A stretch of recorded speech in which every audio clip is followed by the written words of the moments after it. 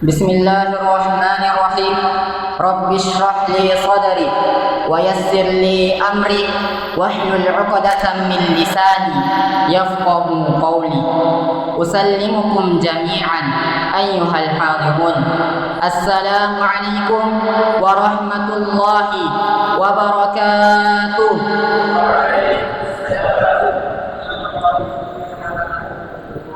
Alhamdulillah, alhamdulillah haqqan wa sadiqan wa syukru lahu ta'abbudan wa ridqan wa ahmala lana ad-dina wa tammat kalimatahu haqqan wa sadiqan. Wassalatu wassalamu ala al-mab'uth bil huda yaqinan wa haqqan wa ala al-ali wal ashabi wal atba'i daiman wa abadan. Amma ba'du. Segala pujian hanya milik Allah Rabb Maha Gagah, Sang Pemilik kuasa yang Maha Perkasa. Sehat dan sempat datang dari sisinya. Begitu pula iman dan Islam yang masih tertancap kokoh dalam sanubari kita. Kemudian salawat terbingkai salam teruntuk Nabi penuntun umat, sang kaisar Arab, penakluk bumi Ahzab, pencetus ilmu dan adab. Beliaulah Nabi Muhammad sallallahu alaihi wasallam, utusan Allah Rabb Maha Kuat. Fa ayyuhal hadirun rahimani wa rahimakumullah. Ketahuilah bahwa sesungguhnya Allah Subhanahu wa ta'ala Maha mengetahui segala hal yang disembunyikan dada, apa-apa yang disampaikan lisan, dan Allah Maha mengetahui segala amal perbuatan. Maka berhati-hatilah wahai para hamba, jangan sampai Allah Subhanahu wa ta'ala melihat kita sedangkan kita melakukan hal yang membuatnya tak ridha dan murka. Maka janganlah bentangkan kedua tangan kita ini kepada hal-hal yang diharamkannya.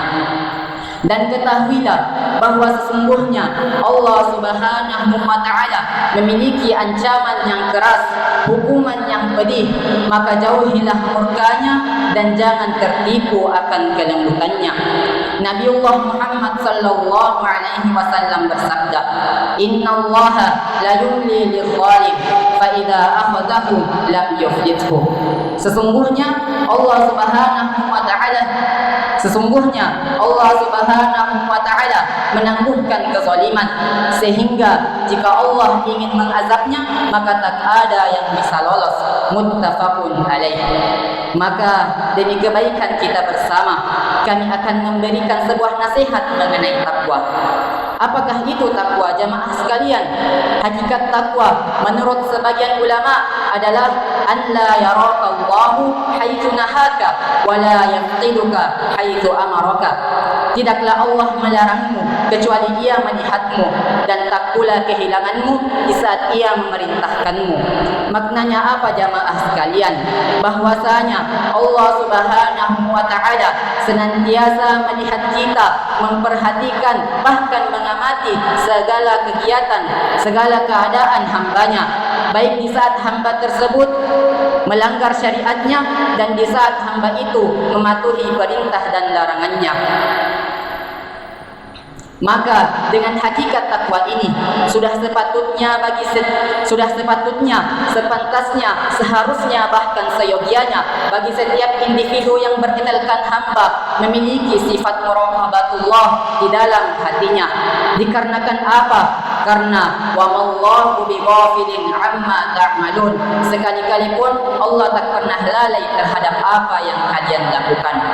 Jamaah yang sama-sama berbahagia, sesungguhnya di dalam awal permulaan takwa kepada Allah Subhanahu wa ta'ala terdapat rasa yang begitu nikmat dan lezat yang tak akan digapai kecuali dengan usaha dan pengorbanan. Maka kami mengajak kepada para jamaah sekalian untuk menanamkan benih takwa dalam hati ini sebagai bekal terbaik menuju kampung akhirat yang menanti. Wa tazawwadu fa inna khairaz zadi taqwa.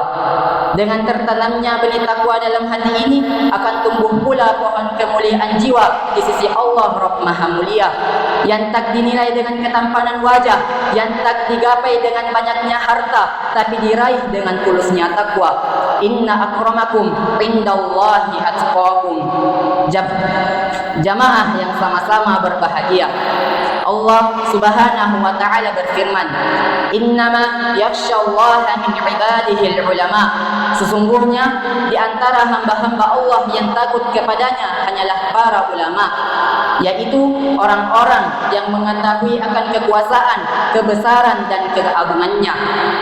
Maka sebagai seorang penuntut ilmu, tentu Allah Subhanahu wa taala akan mengangkat derajat kita di atas manusia yang lain insyaallah. Akan tetapi, tahukah kita hakikat ilmu yang sebenarnya?